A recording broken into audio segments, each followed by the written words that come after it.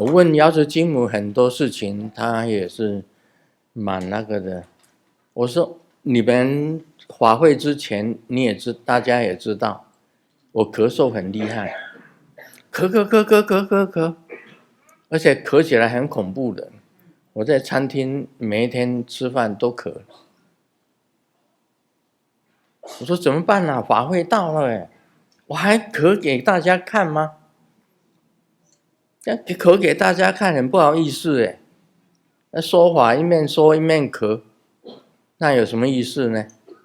你一定要让我好啊！我说什么东西可以让我好？我不能替那个药宣传，那个他没有给我广告费，我不要。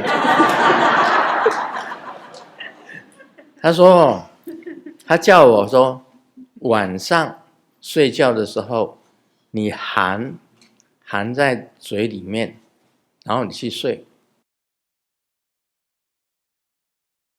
不要乱讲话，不能乱宣传。